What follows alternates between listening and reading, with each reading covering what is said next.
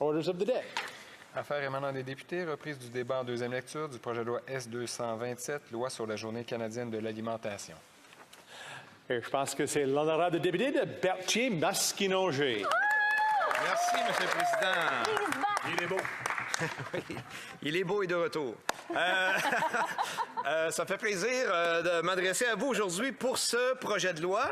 Et je vais vous annoncer d'emblée que le Bloc québécois sera d'accord avec la création de cette journée canadienne de l'alimentation le premier lundi de août. Dans le préambule, il y a plein de choses intéressantes. Je pense que ça vaut la peine qu'on se les nomme. D'abord, on dit que la souveraineté dépend de la salubrité et de la sécurité de l'approvisionnement alimentaire. Ça, c'est important qu'on ait ça en tête. Si on n'est pas capable de se nourrir, on n'est pas capable de se défendre, on n'est pas capable d'exister. Que le renforcement de tous les volets de la cuisine de la terre à la table, localement, contribue au bien-être social, environnemental et économique. On est encore d'accord. Bien-être environnemental particulièrement, plus on va rapprocher la production du consommateur. On ne peut pas le faire pour tout, là. On n'est pas ici en train de parler de mesures extrêmes, mais le plus possible. Plus on est capable de le faire, et plus l'impact environnemental en sera réduit. Soutien apporté aux agriculteurs locaux. De la musique à mes oreilles, Monsieur le Président. De la musique à mes oreilles. Soutenir convenablement les gens qui nous nourrissent et ne pas les laisser seuls devant les imprévus des productions annuelles. J'étais en rencontre il y a quelques minutes avec un producteur qui m'expliquait que les surplus d'eau au printemps, on s'en souvient plus, ça fait longtemps, mais ça a changé toute la saison. Et que là, on a dû refaire des travaux de drainage pour éviter ça une prochaine année. Mais la prochaine année, peut-être qu'il n'y aura pas assez d'eau. Cette instabilité, cette irrégularité-là nous force à s'occuper de notre monde convenablement. Puis le dernier point, que la population tirera avantage d'une journée d'alimentation destinée à célébrer les aliments locaux. Qu'est-ce qu'on peut demander de mieux comme phrase? Donc, je vous l'ai dit, on est en faveur. Le secteur agricole et agroalimentaire, quand on parle constamment de souveraineté alimentaire, c'est un peu... c'est utilisé souvent, puis c'est un peu galvaudé, dans le sens où on a l'impression qu'on parle quasiment de vivre en autarcie. C'est pas ça l'idée. D'ailleurs, on devrait peut-être plus parler de résilience alimentaire que de souveraineté alimentaire. C'est assurer d'être capable de nourrir notre population, puis s'assurer d'être capable de conserver nos producteurs actuels dans la durée, dans le temps. Ça va demander plusieurs facteurs, Monsieur le Président. Entre autres, je vais commencer par les travailleurs étrangers temporaires.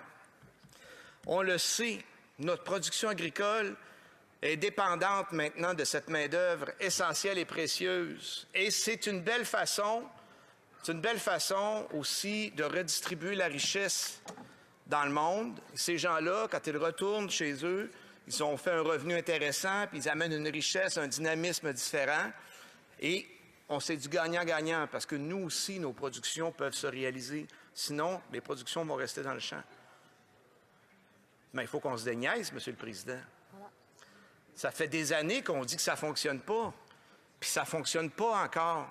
Puis on bloque. Le Québec a demandé le rapatriement de la gestion de ce programme-là pour que ce soit plus efficace, pour qu'il y ait un seul palier de gouvernement qui gère ça. Je pense que c'est une bonne idée. J'invite le Parlement à considérer très sérieusement cette option-là. D'ici là, il y a des choses qu'on peut faire. Améliorer le traitement des demandes. Comment ça se fait qu'un renouvellement de permis, ça prend tant de temps que ça? Quand ça fait 12 ans que le même travailleur revient, il faut qu'on refasse toutes les opérations de sécurité. C'est complètement ridicule, Monsieur le Président. Et c'est une inefficacité épouvantable. Voilà. Puis là, je parle d'agriculture parce que c'est une journée d'alimentation, mais il y a de plus en plus de secteurs qui ont recours aux travailleurs étrangers. Entre autres, tout le secteur touristique. Il faut faciliter ces opérations-là. Puis il faut prendre acte de l'état du marché de l'emploi au Québec, au Canada, puis cette pénurie-là qui nous affecte, puis reconnaître qu'on a besoin de ces gens-là. Donc, soyons efficaces. Accueillons-les. Puis c'est du gagnant-gagnant, comme je vous le disais. Deuxième point que je vais apporter avec vous, c'est la relève. La relève agricole. Et là, je regarde les gens du gouvernement en face, là. Vous ne voulez pas que je m'adresse directement à eux, mais je les regarde pareil. Voilà. Et je leur dis, quand est-ce que vous allez l'ajuster, C-208, qui a été voté démocratiquement dans le dernier Parlement, M. le Président, et de façon à respecter toutes les étapes, incluant le Sénat. Vous savez que le Sénat, ce n'est pas mon institution préférée, et les sénateurs que je connais le savent d'ailleurs. Mais ça fait partie des étapes. C'est approuvé partout. Et cette loi-là doit être en application. Elle l'est, en fait, officiellement. Sauf que la ministre et le gouvernement ont soulevé une incertitude sur ces transitions d'entreprises familiales qui causent un préjudice important à nos entreprises du Québec. Les conseillers financiers, je l'ai déjà dit plusieurs fois ici dans cette Chambre, recommandent à nos producteurs d'attendre avant de faire les transferts familiaux parce qu'ils ont peur de la modification que le gouvernement libéral veut apporter. Puis là, avec la nouvelle alliance, comme un gouvernement majoritaire, cette affaire-là, fait qu'ils peuvent nous faire n'importe quoi. Donc, je leur demande, pourriez-vous, s'il vous plaît, allumer la lumière dans la pièce où c'est éteint, là, qu'on voit ce qui se passe, puis qu'on sache où on s'en va. Cette loi-là, elle a été adoptée, puis on ne refusera pas qu'elle ne soit pas appliquée, Monsieur le Président. C'est important, notre relève agricole. Oui. Voilà. On a parlé de notre production locale. On a parlé de nourrir nos gens. Je ne peux pas ne pas vous parler de gestion de l'offre, Monsieur le Président. Vous savez, hein, toutes les fois que je me lève, il faut que je le dise au moins une fois, il fait comme un oui découragé. Mais oui, je vais en parler encore. Hein? Écoutez, c'est un beau système qui permet une autorégulation dans le marché. Ça coûte rien. Ça coûte rien. Ces gens-là ne font pas venir nous demander des subventions. Ils s'autorégulent et ça fonctionne à merveille. Tout ce que ce gouvernement canadien fait pour ces gens-là depuis une dizaine d'années, c'est leur nuire, Monsieur le Président. Leur nuire en donnant d'accès à des pays étrangers, à ces marchés-là qui fonctionnaient très bien. Le principe de la gestion de l'offre, il faut contrôler l'entrée de marchandises. Si on ne contrôle plus, ça ne marche plus. Quand on va être rendu à presque 20 de marché, par exemple dans l'industrie laitière, qui provient de l'étranger, si nos producteurs locaux diminuent leur production, parce qu'il y a un contexte particulier, exemple, la COVID, on s'en souviendra. Puis si l'étranger continue de rentrer le 20 le contrôle ne fonctionne plus. Et on est, je vais le répéter encore aujourd'hui, devant un gouvernement qui semble avoir l'intention de faire disparaître ce système-là à petit feu, parce qu'il n'a pas le courage d'assumer le prix politique de cette décision-là, Monsieur le Président. Alors, si les paroles qu'on entend, puis des belles paroles qui disent « Écoutez, on va protéger la gestion de l'offre, il n'y en a pas de problème, on n'offre plus jamais aucune concession », bien, si c'est vrai, c'est facile pour ce gouvernement-là de voter, encore une fois, comme ils l'ont fait la dernière fois, et je les en félicite encore, je les invite à recommencer, ils ont voté en faveur de le projet de loi la dernière fois, n'eût été de cette élection inutile. En pleine pandémie, probablement que le projet de loi serait déjà en vigueur. Voilà. Alors, je nous demande, traitons ça rapidement, c'est un secteur important.